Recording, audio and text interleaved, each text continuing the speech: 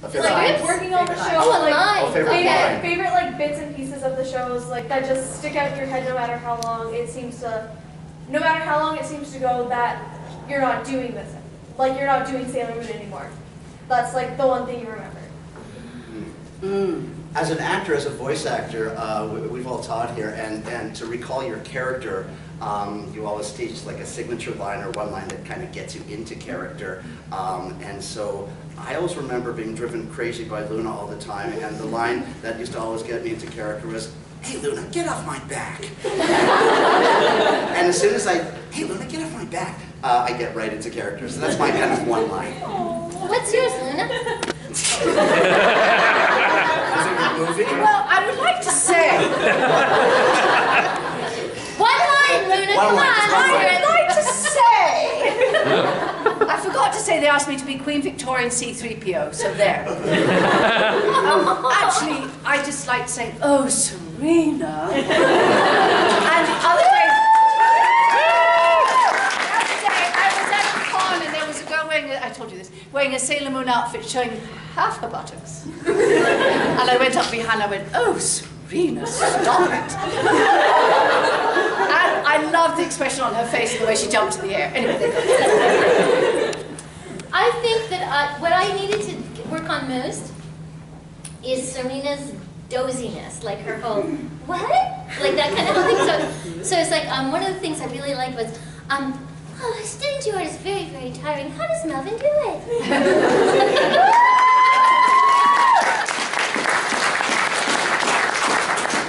Yes. Hi, I'm Rain, and Rain. My question was, towards certain points where they had like the monster of the week, did you ever get kind of annoyed with, or think, okay, well, what's the monster this time when you were going in to record? Did you?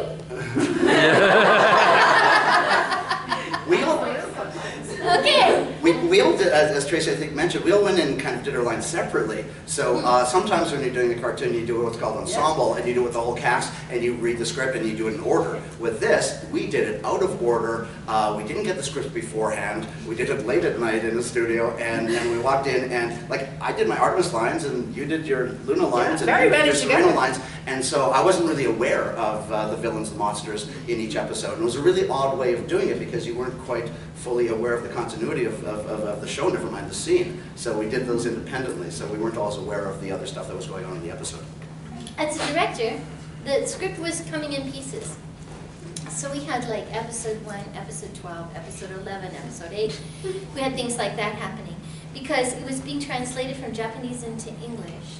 And so my job was to keep these people, like to keep the actors sort of feeling like they were doing a character that they could understand, even though the stories weren't making sense to them, and even though their mouths were like coming off their face. And so it's like, and so I had to sort of, I was working after the studio to try and see what was going on in the manga. To see, I didn't even know what manga was, but it was like, okay, here we go. But it's like, so I'd have to go in and kind of fit it together. So the monsters, the bad guys, when Sailor Moon started, as we talked about earlier, no one thought it would be a success. So the budget was very small.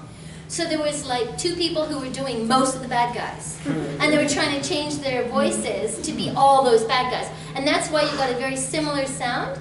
I would try and push them as far as I could to make them, but there's only so much you can do, right? I mean, voice actors can go, like, I played George Shrinks, right?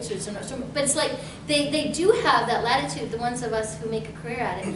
But that's why at the beginning, especially, you hear that sort of similar sound throughout it, because you've got one actor doing 4 bad guys, right? And they doubled up.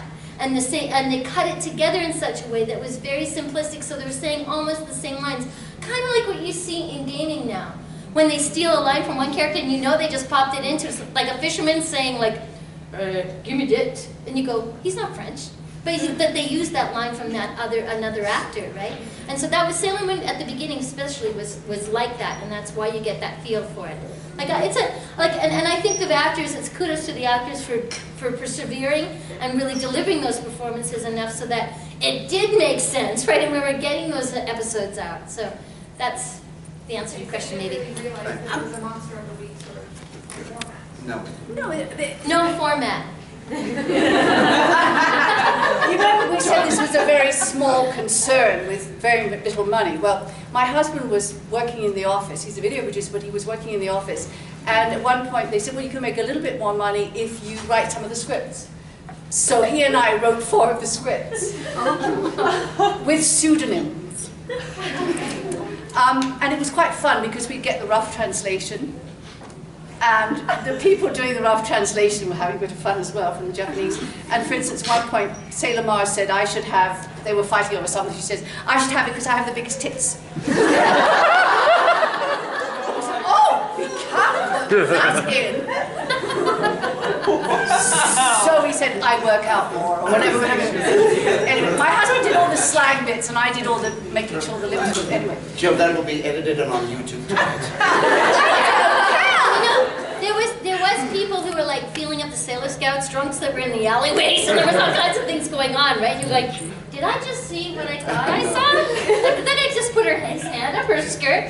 Cut? Okay, everybody take 5. We can't do this. 4. Look out for them. 4. So like Sailor Moon had a lot of themes that touched me personally, like sensitivity to animals fighting for justice, the power of friendship, and like acting those characters.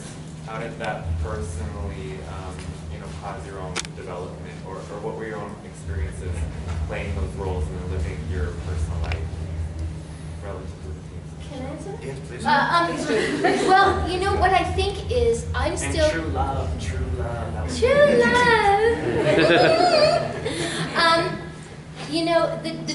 The true love theme actually evolves, right? Because we see Darian is a bit of a dick, right? Oh my God, we're talking tits and dicks. Oh, geez. So that evolves. So true love actually does become true love, not really like a DC comic, right? Yeah. So that wasn't something we talked about or had, but I can tell you that the camaraderie of the Sailor Moon people is still around. The actors are still have a thread because you made that happen.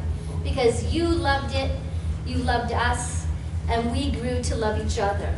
And that's in real life. I'm not actually lying to you. That we're actually friends. We actually hang out, we go and do other different things, and we shut up.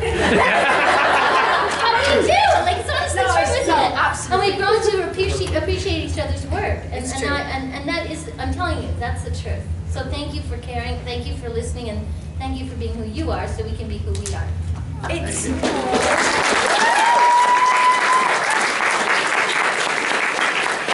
That was actually a lovely way to kind of, there's only a few minutes left, thank you for that. It's just And such a it's- great experience. Isn't Sorry, it, pardon being me. here? No, go on.